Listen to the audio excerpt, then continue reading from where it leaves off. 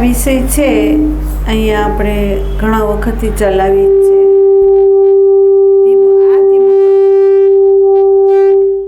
બસ એ ભલે વીરુબેનને ખ્યાલ આવી ગયો છે.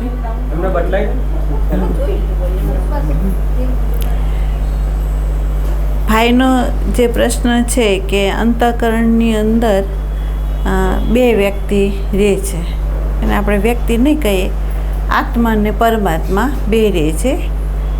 અને એમાં એમ કે આપણે આત્મદેવનું સ્મરણ કરીએ અને સાક્ષાત્કાર થાય તો પછી એનું જો શરીર છૂટી જાય તો એ ગતિને પામે કે પછી કોઈ આવાગમન છે રહે છે, આમ એ પ્રશ્ન છે.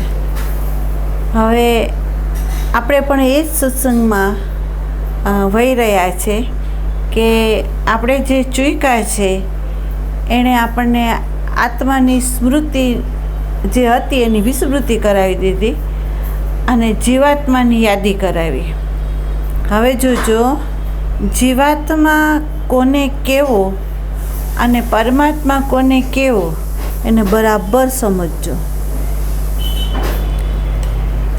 એમ કહે છે કે જેમ શુદ્ધ હોય અને શુદ્ધની સામે કોઈ પ્રતિબિંબને આધારવાળું કોઈ આઈનો ના આવે તો બિંબ જ છે, પ્રતિબિંબ નથી. આ લખી લો શબ્દ કે પરમાત્મા અણુ અણુની અંદર વ્યાપેલો છે, છું રૂપે છે, હોવાપણા રૂપે છે, વર્તમાન રૂપે છે, બોધ રૂપે છે, પ્રેમ રૂપે છે, શાંતિ રૂપે છે, અખંડ છે. બરાબર? એની અંદર નથી કંઈ બનતું કે નથી કંઈ બનવાનું. બરાબર? એ તો જ્યો કો ત્યો એમ નેમ છે. બરાબર? હવે એની સામે કોઈ વસ્તુ એટલે કોઈ વ્યક્તિની સામે અરીસો મૂકવામાં આવે તો વ્યક્તિ અને પ્રતિબિંબ એ બે દેખાય આપણને. બરાબર? આમે તમે દેખાવ, અરીસામાંય તમે જ દેખાવ. બરાબર? પણ અરીસામાં જે પ્રતિબિંબ ઊભું થયું છે એ અરીસાના આધારે થયું છે. અરીસો ન હોય તો નથી, તો ખાલી તમે જ છો, પ્રતિબિંબ નથી. ખ્યાલ આવ્યો? એટલે પહેલું નિર્ણય કરી લો કે આભાસ છે જ નહીં, બિંબ જ છે, પરમાત્મા જ છે, આત્મા જુદો પડ્યો જ નથી. આ પેલા નિર્ણય નિશ્ચય કરી લો આ વસ્તુનો. બરાબર? બીજું, આ ઉપાધિને લીધે ભાસે છે, ઉપાધિ ન હોય તો કંઈ જ નથી. બરાબર? પરમાત્મા જ છે. બીજું કે જે ઉપાધિ આપણી સન્મુખ થઈ છે, બરાબર, એ ઉપાધિ તમે એમ કહી શકીએ આપણે કે એ ઉપાધિના અનેક ટુકડાઓની અંદર અનેક રૂપે પ્રતિબિંબ ભાસે છે. જેવી રીતે તમને સમજાવવામાં આવ્યું છે કે કાચના 100 ટુકડા થાય એટલે 100 પ્રતિબિંબ ઊભા થાય, તો કાંઈ વ્યક્તિ 100 નથી બની. વ્યક્તિ એક જ છે, ટુકડા 100 છે, એટલે ટુકડા 100ની અંદર પ્રતિબિંબ 100 ભાસે છે નહીં, ટુકડા બન્યા જ નથી. એવી જ રીતે પરમાત્માના ટુકડા થયા જ નથી. પરમાત્મા અખંડ જ છે. બરાબર? પણ અંતઃકરણની ઉપાધિને લીધે એ અંતઃકરણની અંદર ભાસે છે, આભાસ રૂપે એ ભાસે છે. બરાબર? હવે જ્યાં સુધી અંતઃકરણની અંદર આભાસ અને જે પરમાત્મા છે એ ત્રણના મિલનથી હુંનું જે સ્ફુરણ થયું ને એ પરમાત્માનું સગુણ રૂપ છે. સગુણ રૂપ બીજું કાંઈ નથી. આ સમજો, અંતઃકરણની ઉપાધિમાં પરમાત્માનું પ્રતિબિંબ પડ્યું અને પરમાત્મા અંતઃકરણ અને અંતઃકરણમાં પડેલો જે પ્રતિબિંબ એ વિશેષ રૂપે હું રૂપે જે સ્ફુરણ થયું ને એ પરમાત્માનું સગુણ સ્વરૂપ. પહેલું નિર્ગુણ છે, ઉપાધિએ થયું સગુણ સ્વરૂપ. બરાબર? અને એ સગુણ સ્વરૂપ જે હું છે એ બધાની અંદર હું રૂપે જ વ્યાપેલો છે. આમને કહીશ કે તમે કોણ છો તો એમ કહેશે હું વીરુબેન. આને કહેશો તો કે હું કુસુમબેન. આને કહેશું તો હું વિમલબેન. એ હું સર્વમાં વ્યાપી છે. જો બરાબર, નામ છે એ અનેક બન્યા, પણ હું બધાની સાથે એક સરખો જોડાયેલો છે.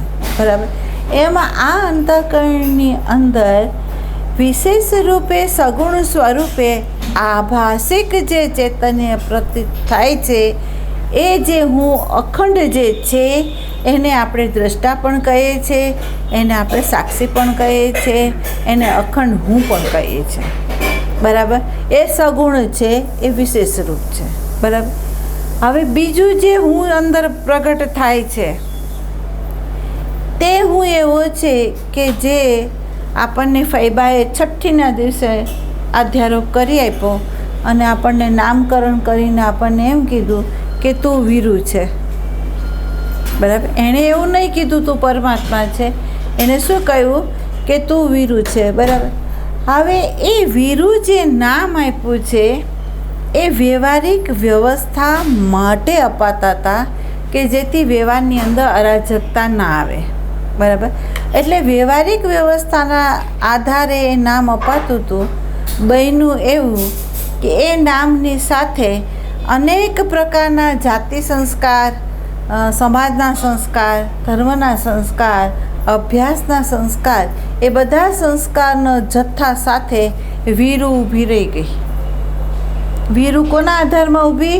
તો જાતિ સંસ્કારના આધારે, વ્યવહારિક વ્યવસ્થાના નામકરણના આધારે અને સમાજના જે સંસ્કાર હોય તે સંસ્કારના આધારે, અભ્યાસ કર્યો હોય તો ડિગ્રીના આધારે, ધર્મમાં સંપ્રદાયમાં ગયા હોય તો ધર્મના આધારે એ ઊભી રહી ગઈ. બરાબર, હવે એ જે ઊભી રહેલી જે છે, જેને એમ કહેવામાં આવે છે કે જે હું સંસ્કારની સાથે તાદાત્મ્ય થઈને અંદર વિશેષ રૂપે જે પ્રગટ થયો ને એને જીવ કીધો, એને જીવાત્મા કીધો. એમ કે જે જીવાત્મા છે એ સંસ્કાર સાથે તાદાત્મ્ય છે. એટલે આભાષિક જે ચૈતન્ય દેવ છે એની ઉપર ચડ્યા સંસ્કારો અને સંસ્કાર સાથે એક બીજો હું ઊભો થયો કે જે હું સંસ્કાર સાથે તાદાત્મ્ય થઈને હું વીરુ છું એવું જે બોલે છે એ જીવાત્મા છે. હવે એ જીવાત્માની અંદર આપણે સભાન ક્યાં થવાનું છે? તો કે નામ, રૂપ, જાતિ, ધર્મ સંસ્કાર, સમાજના સંસ્કારને જો આપણે છોડી દો તો જે હું રહે છે તો આત્મા જ છે. નામ, રૂપ એ બે છોડી દો તો અંદર જે હું બોલે છે એ આ પરમાત્મા જ છે, એ બીજો કોઈ છે જ નહીં. બરાબર, પણ એ પરમાત્મા કેવો છે? તો આપણે એમ કહીએ છીએ કે અંતઃકરણ વિશિષ્ટ ચૈતન્ય છે, એટલે આપણે એને આત્મા કીધો. વ્યષ્ટિની અંદર, સમષ્ટિની અંદર જ્યારે અનેક રૂપે એક હું ઊભો થાય છે એને આપણે સગુણ ઈશ્વર કીધો. બરાબર, પણ સગુણ અને નિર્ગુણની અંદર ભેદ એટલો જ છે, એકમાં ઉપાધિ છે, એકમાં ઉપાધિ નથી. બરાબર, એ ઉપાધિને લીધે આમાં ભેદ લાગ્યા છે. ઉપાધિ કાઢી નાખો તો અંદર કોઈ ટુકડા નથી થયા, જેવી રીતે આકાશ. બરાબર, આકાશના કોઈ ટુકડા નથી થયા, પણ આપણે એમ કહીએ છીએ કે આ મહાઆકાશ છે, આ મઠા આકાશ છે. એમ પાણી દિવાલ કાઢી નાખો તો આકાશ આકાશ જ રહે છે, આકાશનો કોઈ ભાગ નથી પડ્યો. એવી રીતે પરમાત્મા છે, એનું કોઈ વિભાજન નથી થયું. બરાબર, હવે ભાઈનો પ્રશ્ન એ થાય છે કે આત્મ સાક્ષાત્કાર થાય તો પછી એને જન્મ છે કે નહીં? હવે અહીંયા બહુ સમજો.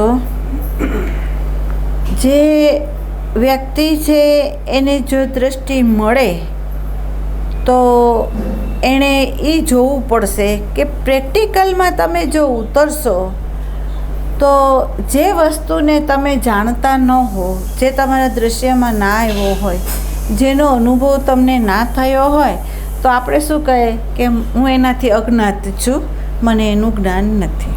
બરાબર, પણ જેવા તમે અંતર્મુખ થયા, જેવા તમે અંતર્મુખ થયા તો પ્રથમ સાક્ષાત્કાર શેનો થાય મને કહો?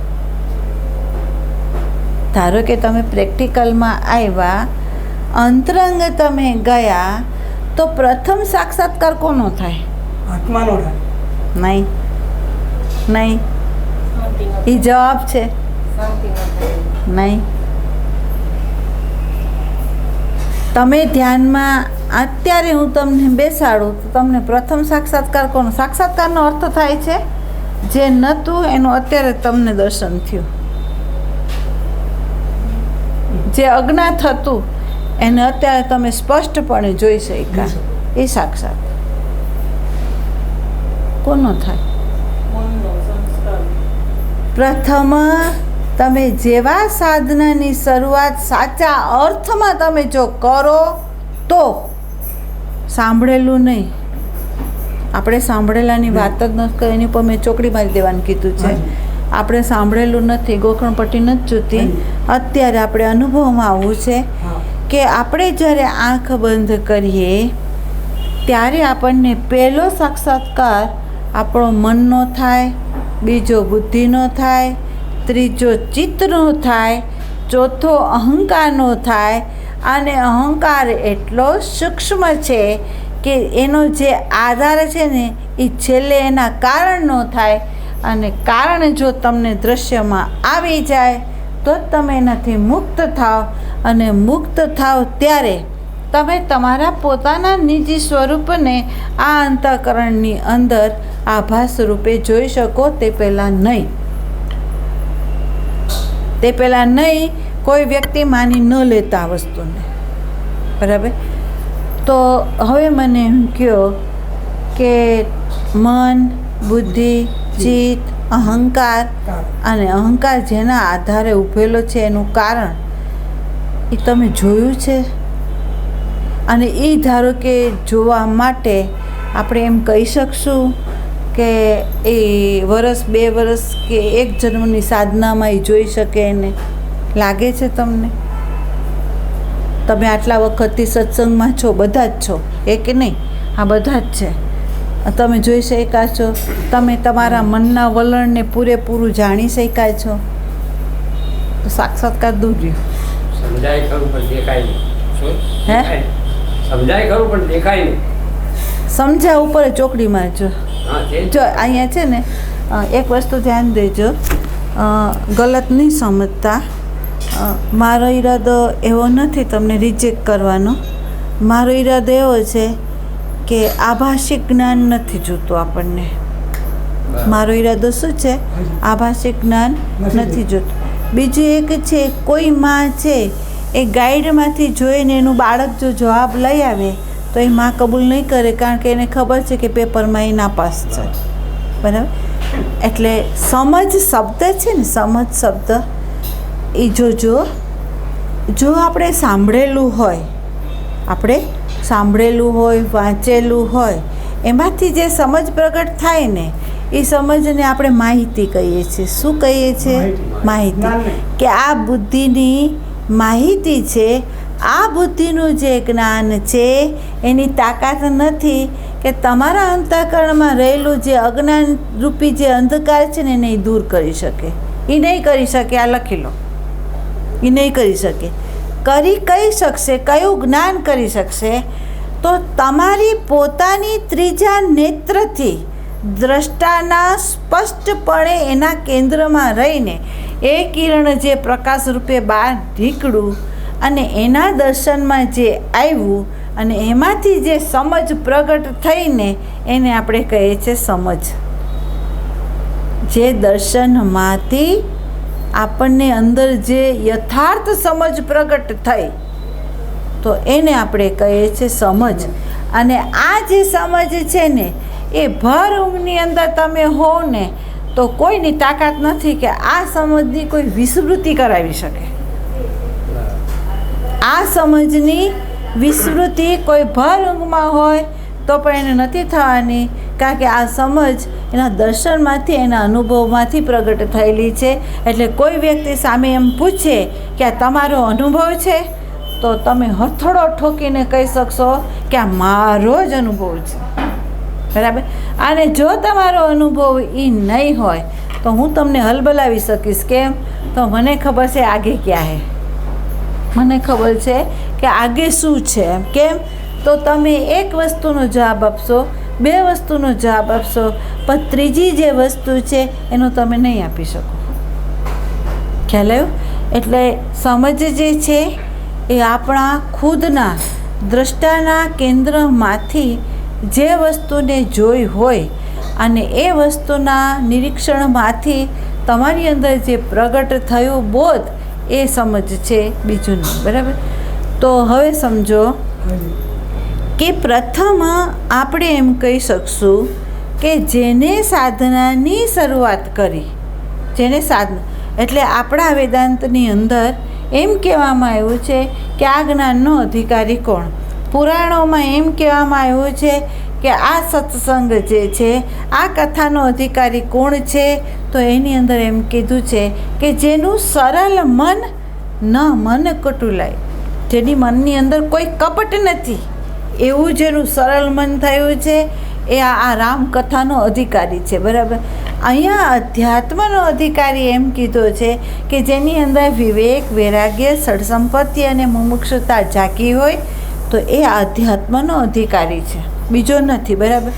તો અહીંયા તમને સમજાવવામાં આવ્યું હતું કે ભાઈ વિવેક કોને કેવો, વૈરાગ્ય કોને કેવો, સડસંપત્તિ કોને કેવી, અને કોની અંદર આ પ્રશ્ન ઉઠે કે આ કોણ. બરાબર?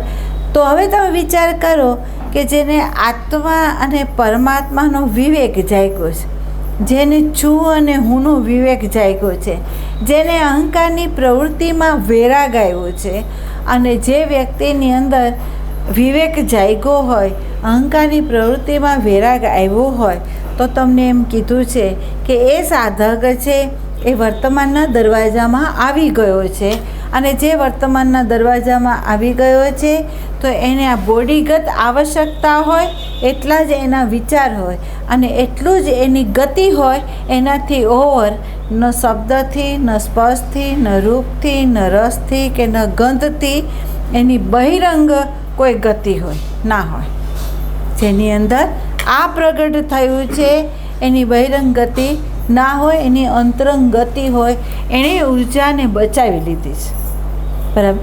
હવે આ ઉર્જા જે બચેલી છે એ પહેલો ફોક્સ કેની ઉપર પાડશે, તો પોતાના આત્મદેવની આડે જે આવરણ ઊભા છે, જે વસ્ત્ર ચડેલા છે, એ વસ્ત્રની જોશે. કારણ કે અહીંયા વસ્ત્ર ઉતારવાના છે, આપણે કાંઈ ચડાવવાના નથી. બરાબર? તો પહેલું વસ્ત્ર એને શું દેખાશે, તો કે મન દેખાશે. કેમ? તો કે મન જ એક એવું સાધન છે કે ભૂતકાળ, ભવિષ્ય અને વર્તમાનની અંદર સંસ્કારની સ્મૃતિની સાથે તાદાત્મ્ય થઈને આપણને આપણા પોતાના નિજીથી દૂર કરી પ્રકૃતિની અંદર એ ગતિ કરાવે છે, અને પ્રકૃતિનું મૂલ્ય વધારી દે છે, અને એના જ મૂલ્યની અંદર અનેક પ્રકારની આશા કિરણો આપણને આપીને અનેક પ્રકારના પ્રકૃતિ અર્થે આપણી અંદર કેટલાય પ્રકારની તૃષ્ણાઓ જગાવીને એક ક્ષણ પણ આપણા શ્વાસને એ થંભવા નથી દેતું, નિરંતર એ ગતિ કરાવે છે, અને આપણી ઉર્જાનો વ્યય કરાવી આપણને પરિધિની અંદર એ નાખી દે છે. બરાબર? હવે આ પરિધિથી મુક્ત કોને થવું છે, તો જે તમારો પ્રશ્ન છે એની અંદર આપણે ઓર સમજવાનું છે કે આત્મા મુક્ત છે. આત્મા મુક્ત છે, એને ક્યાંય આવાગમન નથી, આત્માને નથી.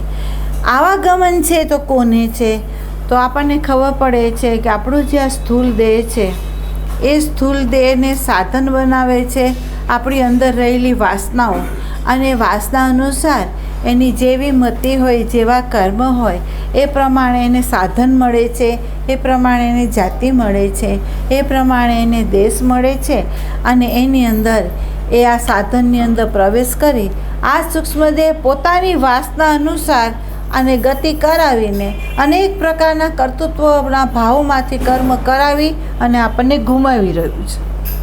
બરાબર? એટલે ઘૂમી કોણ રહ્યું છે પરિધિની અંદર, તો આ સૂક્ષ્મ દેહ છે એ જ આ પરિધિની અંદર એ ઘૂમી રહ્યો છે. બરાબર? એનો આધાર શું છે, તો આપણે કહીએ કે એનો ચૈતન્ય આધાર છે.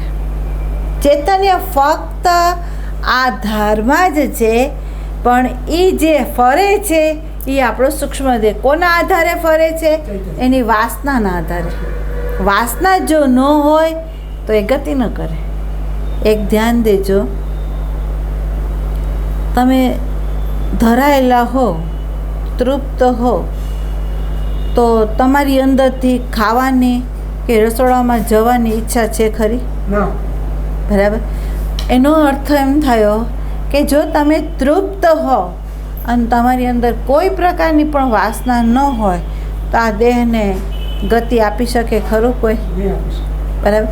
તો એમ આપણા સૂક્ષ્મ દેહની અંદર વાસનાના બીજોને કારણે જ આ સૂક્ષ્મ દેહ ગતિમાન છે.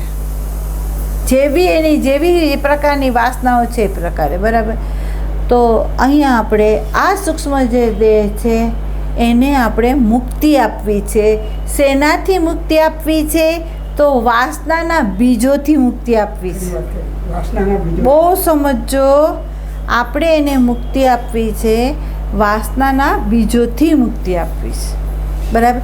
હવે વાસનાના જે બીજો છે એ પણ તમને સમજાવવામાં આવ્યું કે જ્યારે આ શરીર છે શબ્દ, સ્પર્શ, રૂપ, રસ, ગંધની સન્મુખે થાય ત્યારે પ્રથમ શરૂઆતની અંદર એ કેવું છે, યોગ્ય છે કે નહીં, મારી પસંદમાં છે કે નહીં, એવું જાણવા માટે આ મન આ દેહની અંદર હાજર હોય. બરાબર. અને જેવો એને સ્વાદ લઈ લીધો, બરાબર, તો એ વખતે એ જે પ્રકારનું હોય એની અભિવ્યક્તિ કરી લે અને અભિવ્યક્ત કર્યા પછી કાં તો એ સુખદ અનુભવ કરે કાં એ દુઃખદ અનુભવ કરે અને પછી પાછી એની ગતિ એ ભવિષ્ય તરફ આપી દે. જે વસ્તુ નથી એની એ માંગ કરી અને એ તો આપણને શરીરને સાધન ઉપર બેસાડી દીધું છે ટેબલ ઉપર અને એ વયું ગયું બહાર. બરાબર. હવે એ બહાર વયું ગયું અને જે એની ઈચ્છા હતી એ એની સામે સન્મુખ થયું છતાં એની હાજરી નહોતી. એટલે આ દેહ તો આરોગ્યું, આ દેહની પોતાની પ્રજ્ઞા છે અને એણે આપણને કીધું કે પેટ ભરાઈ ગયું એટલે આપણે ઉઠી ગયા, પણ ત્યાં મન હાજર નહોતું. એટલે અતૃપ્તિ રહી કેમાં? તો કે દેહમાં નથી રહી. અતૃપ્તિ આ દેહમાં નથી, પણ અતૃપ્તિ કેમાં છે? તો કે મનમાં છે. કેમ? મન આઉટ હતું. બરાબર. હવે એની જે અતૃપ્તિ રહી એ જ મન એ જ વસ્તુને એ વારંવાર એને લેવા માટે, એને મેળવવા માટે અનેક પ્રકારના સંકલ્પો કરીને તમને ધમપછાડા કરાવીને એ વસ્તુને મેળવવા માટે પાછી તમને એ ગતિ આપે છે. અને જો એ ન મળે તો એ જ બીજ છે એ ગમે ત્યારે તમને પાછો નવો જન્મ આપીને ભોગવશે. આ એનું કામ છે મનનું. બરાબર. તો હવે આપણે સજાગ ક્યાં થવું છે? તો કે આ મન છે ને એની ઉપર સજાગ થવું છે. બરાબર. જ્યાં સુધી મન ઉપર તમે સજાગ ના થાવ ને ત્યાં સુધી તમે બુદ્ધિ અને ચિત્તને સમજી નહીં શકો. કારણ કે બુદ્ધિ અને ચિત્ત જે છે એનાથી સૂક્ષ્મ છે, મનથી એ સૂક્ષ્મ છે. બરાબર. તો પહેલો તો સાક્ષાત્કાર આપણને મનનો જ થશે, બીજા કોઈનો નહીં થાય. બરાબર. તો મનનો સાક્ષાત્કાર થયો તો મનના સાક્ષાત્કારમાં આપણને જોવા શું મળ્યું? તો આ જે એક એવું માળખું છે કે જેના આધારે વ્યક્તિ અને સમષ્ટિનું જોડાણ થાય છે. બરાબર. પણ એ જોડાણની અંદર એ સંસ્કાર અને સ્મૃતિ સાથે તાદાત્મ્ય થઈને જ્યારે જોડાવે છે ને ત્યારે સંયોગ હોવા છતાં વિયોગ ઊભો રાખે છે. એ દિવાલ બની જાય છે. કેમ? તો પોતાનો જે અસ્તિત્વ છે એની સાથે પોતાના સંસ્કાર અને સ્મૃતિને જોડીને ઊભો છે. એટલે કરે છે શું? તો કે આ મન આત્મા ને પરમાત્માને શબ્દ, સ્પર્શ, રૂપ, રસ અને ગંધના માધ્યમ દ્વારા યોગ કરાવવાને બદલે એ વિયોગ કરાવી દે છે. અને વિયોગ કરાવીને કરે છે શું? તો કે પ્રકૃતિ જે છે એ પ્રકૃતિની અભિવ્યક્તિ કરાવીને આપણને સુખદ કે દુઃખદમાં નાખી દે છે. આટલું એ ચતુર છે, આટલું એ ચતુર છે.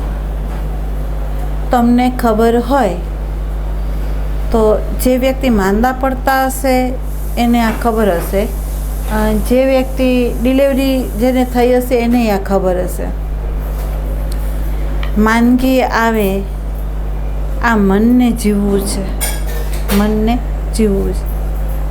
હવે એને એમ લાગે કે અહીંયા હું લાચાર થાઉં છું, હવે મારી અંદર એનર્જી નથી. એ શું કરશે? તો એક આશાનું કિરણ આપણને આપશે. એ શું આપશે આપણને? એક આશાનું એક કિરણ આપશે. એ કિરણ શું આપશે? ગમે એમ થાય, ડૉક્ટરોને બધાય છે આટલી દવા હું કરું હું તો સાચો થઈ જવાનો. બરાબર. એમ પ્રસૂતિની પીડામાં લેડીઝ ગમે એટલી પીડાય, મૃત્યુની સામે જજુમતી હોય, એને એક ક્ષણ જ એવો હોય કે જો પગ આમ ચૂકી જાય તો એ જાય મૃત્યુના ખાડામાં, આમ આવે તો જીવનના ખાડામાં છે. જ્યાં સુધી સર્જન ના થાય ત્યાં સુધી એ શ્વાસના પ્રક્રિયાની અંદર એ ઝોલા ખાય છે, હિંચકો ખાય છે, આમ કે આમ, આમ કે આમ. બરાબર. અને એવી સ્થિતિની અંદર આવે કે હવે મૃત્યુ છે આમ. બરાબર. અને પૂરેપૂરો ફોર્સ એની બોડીમાં એ લાવે છે, મૃત્યુ સામે થઈ જાય છે, ત્યારે એની અંદર એક આશાનું કિરણ હોય છે. અને એ આશાનું કિરણ એ હોય છે કે સામે એક વ્યક્તિ હોય, એ એમ કે સહેજ જોર કરો, અને એ જોર કરવા જાય તેની સાથે આશાનું કિરણ હોય કે મારા એક જોરે મારું બાળકનું સર્જન થઈ જશે અને હું માં બની જઈશ. બરાબર. એ આશાનું કિરણ એને આ કૂદકો મરાવે છે, અને કૂદકો મરાવીને માં બનાવી તો દે છે આમ, પણ એને ખબર નથી કે આ આશાના કિરણે તૃષ્ણાના અનેક મોજાઓ એ ઊભા કરશે. તારા અહંકારને ઊભો રાખીને તને અનેક પ્રકારના કર્મ કરાવશે, એ તને જ્ઞાન નથી. એક માં એના બાળકને જન્મ આપીને ખરેખર જે કર્મ એ કુંવારા શુદ્ધ કરતી હતી એ અશુદ્ધ કરતી થઈ ગઈ. એ માને ખબર નથી કે એના બાળકની ખાતર, એના પોતાની જાતની ખાતર એનું મન છે એ કેટલું કપટ કરે છે, કેટલી ચોરી કરે છે, કેટલા વ્યવહારની અંદર અરાજકતા એ લાવે છે, કેટલી અનીતિ એ વાપરી દે છે, શું શું કરે છે એ પોતે જોશે ને ત્યારે એને ખબર પડશે કે એક બાળકની માં બનતા મારા મને ક્યાં મૂકી દીધી. બરાબર. તો આશાનું એક કિરણથી મહાદુઃખને તો તમે ઓળંગી ગયા, પણ સામે તૃષ્ણાના અનેક મોટા મોજાઓ ઊભા છે, એ તમને પછાડવાના જ છે. બરાબર. એવી જ રીતે તમે જુઓ તો એ આશા એટલી નઠારી છે, એટલી છેતરવાવાળી છે, એટલી એની અંદર કપટ છે, કઈ રીતે કયા રૂપે અનેક તૃષ્ણાઓને ઊભી કરીને તમારા અહંકારને કેવી રીતે બચાવે છે અને તમને આત્મદેવથી કઈ રીતે વિમુખ કરે છે, એ તમે જ્યારે ખુદ નિરીક્ષણ કરશો ને ત્યારે તમને ખબર પડશે કે સાગરના બધાય પાણી જો લઈને લખવા બેસે ને તો ઓછા પડશે. આ મન માટે જેટલું તમે લખવા બેસશો ને તો બધા ચોપડા ઓછા પડશે. કેમ? તમે જોશો તમારું મન કેટલું કપટ કરે છે. એને એ પણ ખબર નથી કે હું જે કપટ કરી રહ્યો છું એને જોનારો મારી અંદર બેઠો છે.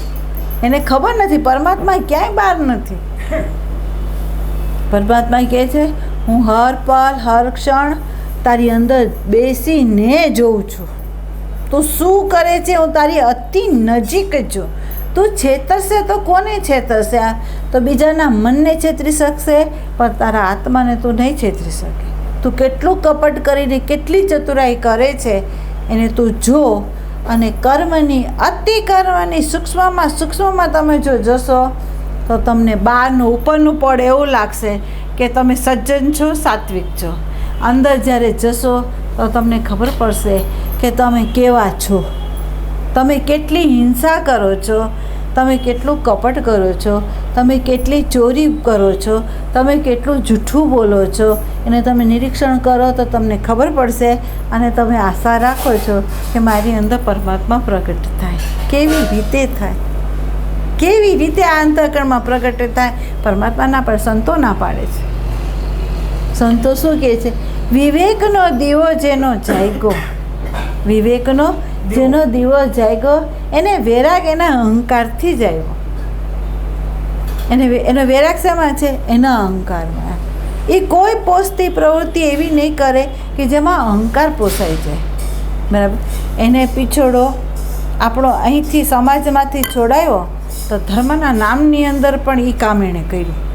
આ મને ત્યાંય આશાનું કિરણ આપ્યું છું, તને આટલા આટલા યોગો થશે, તારી સમાધિમાં આ અનુભવો થશે, તને અવ્યક્ત પ્રકૃતિનું આ ઐશ્વર્ય મળશે. અહીંયાય પ્રલોભનો આપીને આપણા અહંકારને પોષશું. એને આપણા કર્તૃત્વને એને મિટાવવા માટે કોઈ જ્ઞાન આપણી સામે પ્રગટ ન કર્યું.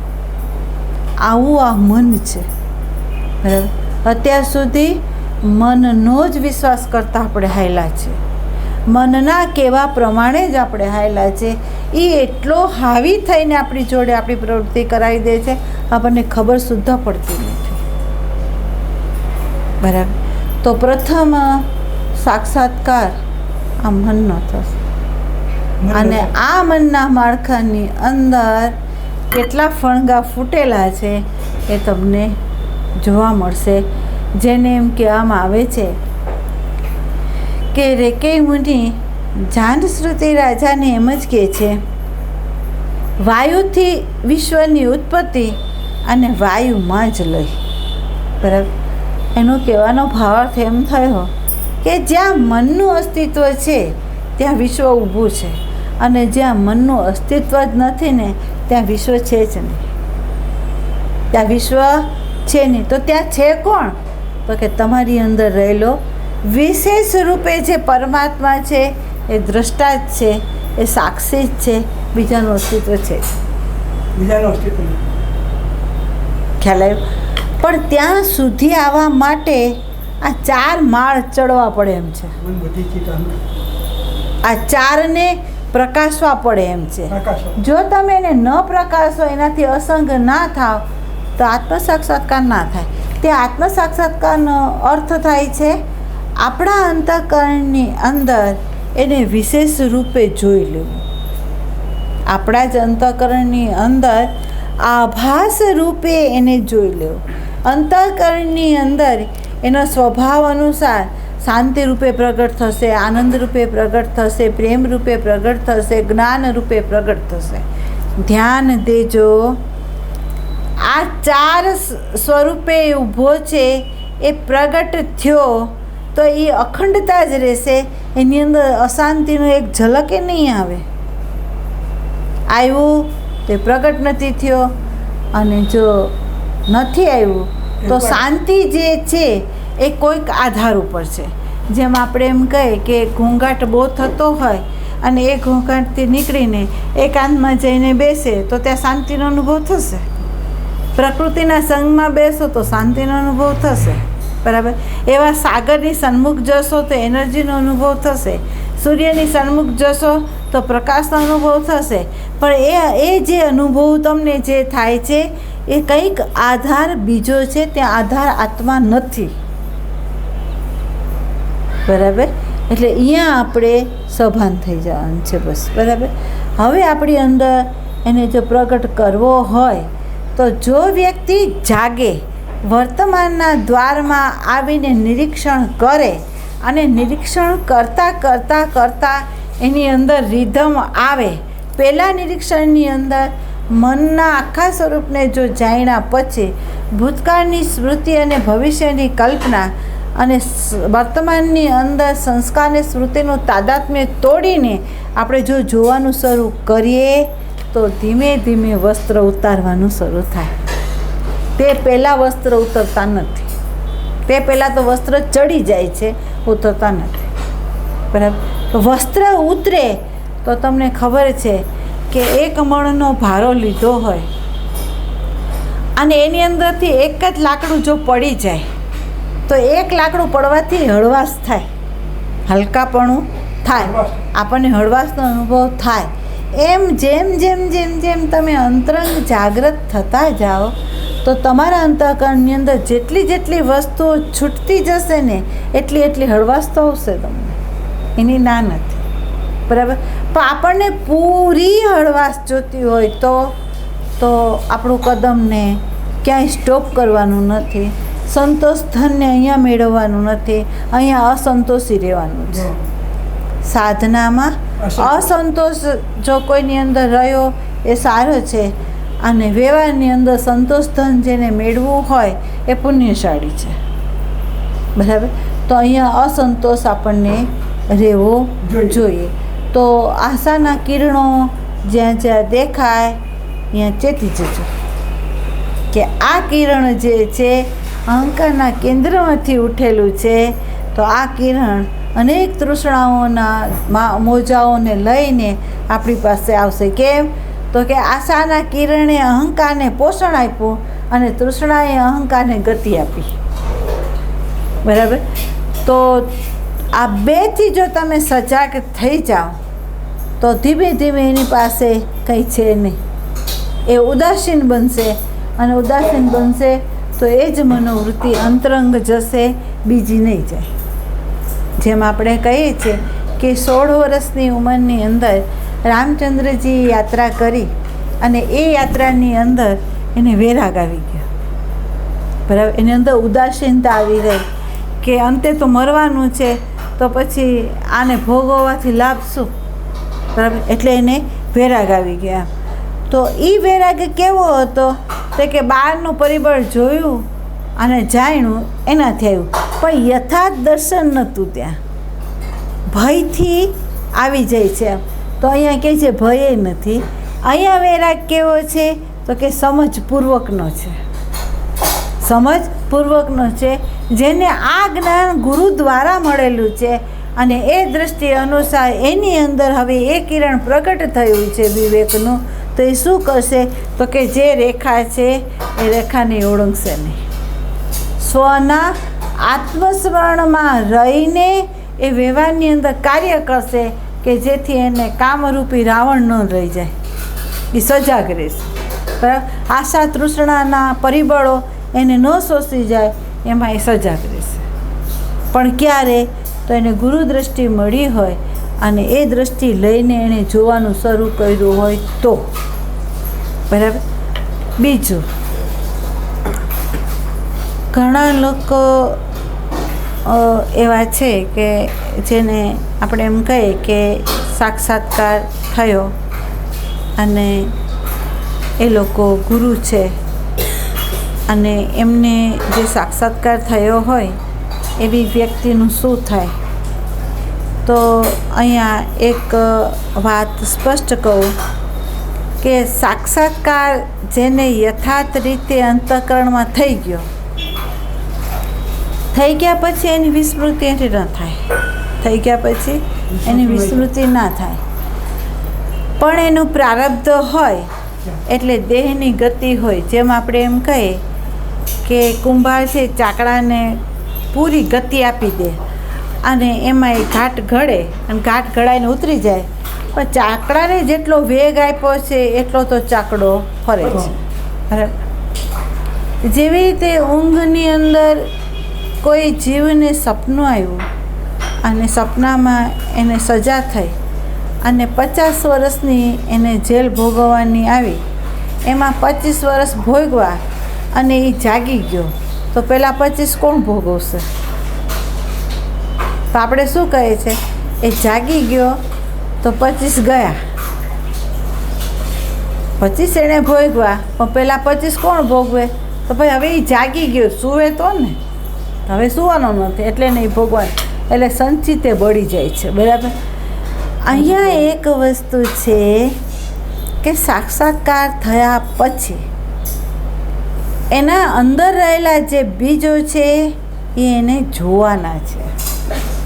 જેમ અષ્ટવક્ર, જય કૃષ્ણ મૂર્તિ, કબીર એવા સંતો છે કે જે બાળકોને સાક્ષાત્કાર થઈ ગયા અને સાક્ષાત્કાર થયા પછી એનું નિરીક્ષણ ક્યાં હોવું જોઈએ, તો એના માટે આગળના સંતો કોણ છે? તો કે જય કૃષ્ણ મૂર્તિ છે, અષ્ટવક્ર છે, એ એના ગુરુઓ છે. કેમ? તો કે અહીંયા એને એમ કીધું હવે તારે કોઈ સાધના નથી કરવાની, તારે મંત્ર જપવાના નથી, તારે સેવા હવે કરવાની નથી, તારે શું કરવાનું છે? તો એણે એમ કહ્યું કે હર પલ હર ક્ષણ તારે નિરીક્ષણ કરવાનું છે. શું નિરીક્ષણ કરવાનું છે? તો પ્રારબ્ધે આવેલા જે પ્રસંગો હોય એ પ્રસંગોની અંદર તારી અંદર જે અંકુર ફૂટે એ અંકુરને તારે જોવાનું છે, એની સાથે વહેવાનું નથી. એને જોવાનું છે, પણ એની સાથે તારે વહેવાનું નથી. હવે જો એ વહે નહીં અને એને એ જોવે તો એ બીજ જે છે એ ખરે છે, બરાબર? તો એક એક બીજને એ ખેરવતો જાય છે, અને જેમ જેમ એ ખેરવતો જાય છે ને એમ એમ એ આત્મામાં આરૂઢ થતો જાય છે, બરાબર? અને જ્યારે એ સંપૂર્ણપણે નિર્બીજ થઈ જાય ને તેને જ આપણે કીધું છે દ્રઢ અપરોક્ષાનુભૂતિ.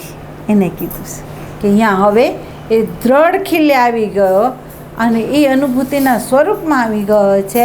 હવે એને જન્મ નથી, પણ જ્યાં સુધી એ બીજ ખેરવા ન હોય ત્યાં સુધી એને સાક્ષાત્કાર ભલે થયો હોય પણ બીજ ખેરાવવા માટે એને આવવું પડે.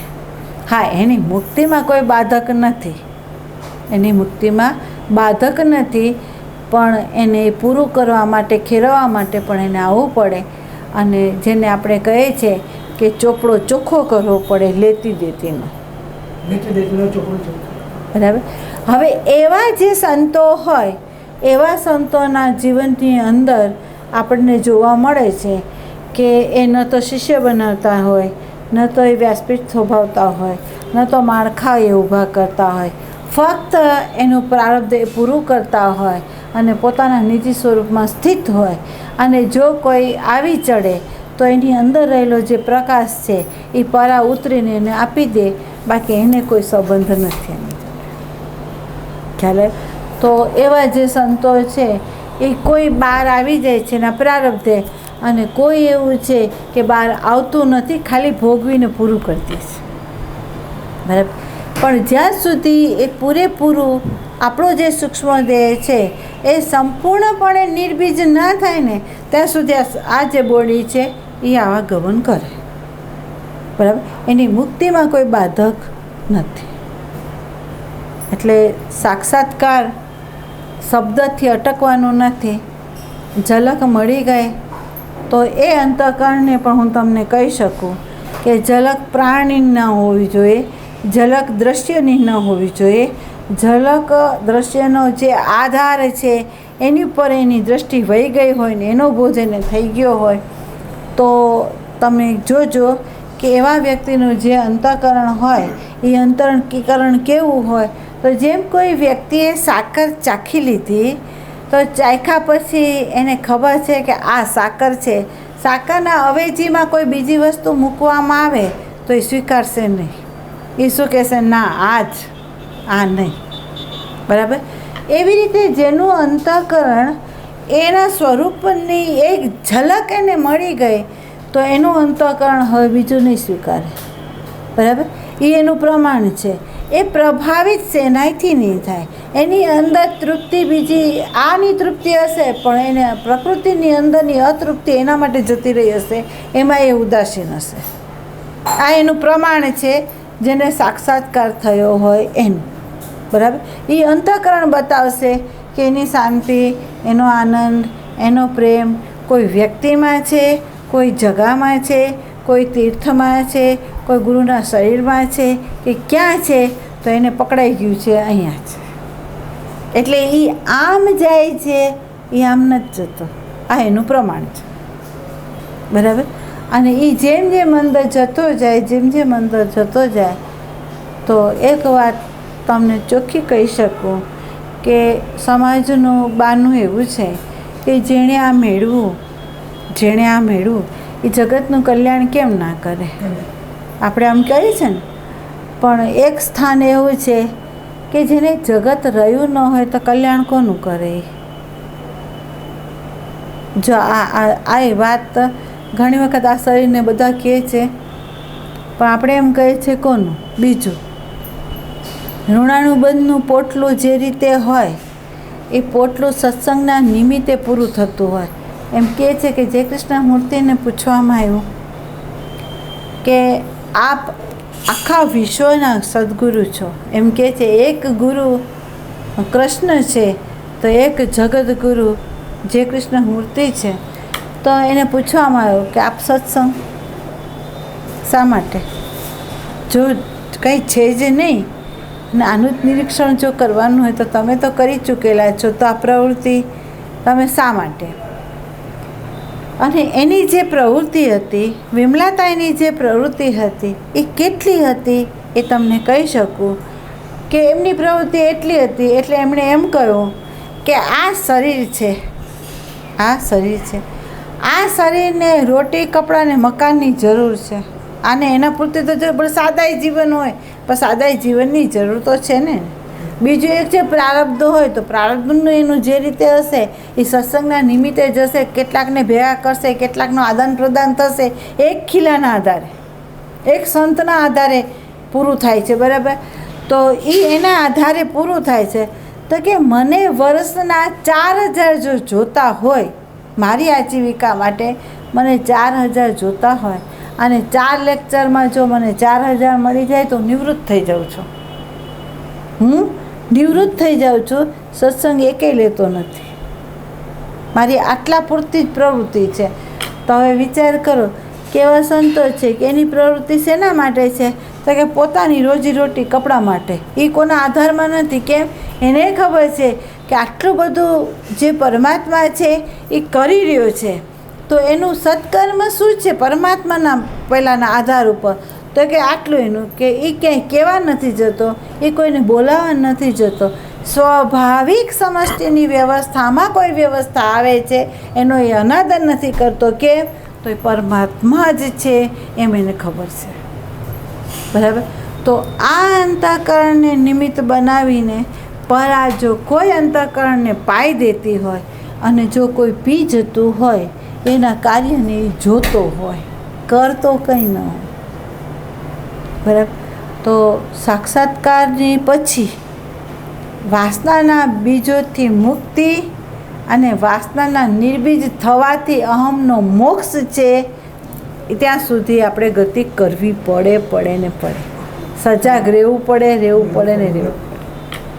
જેમાં જનક રાજાએ કીધું છે, હે સુખદેવ, આ રાજની અંદર હું જે ભોગ ભોગવું છું અને મારું પ્રારબ્ધ છે અને હું બધાના સહયોગમાં છું, પણ જેમ તેલનો કટોરો લઈને તું ફર્યો અને આસપાસ તારી નજર ન ગઈ, કેમ?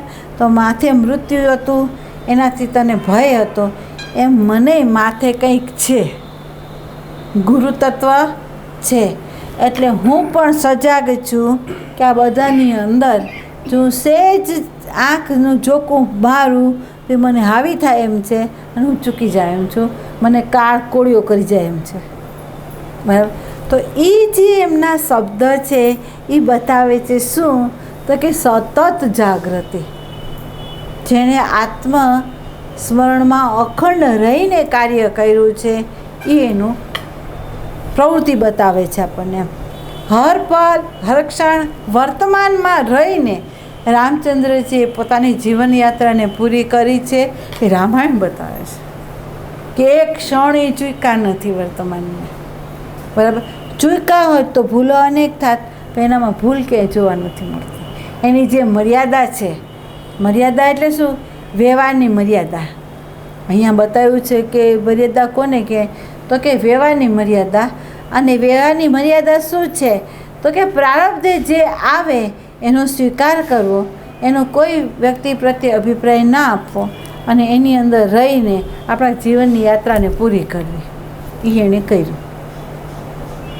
બરાબર? એટલે અહીંયા આપણે શું કરવું છે?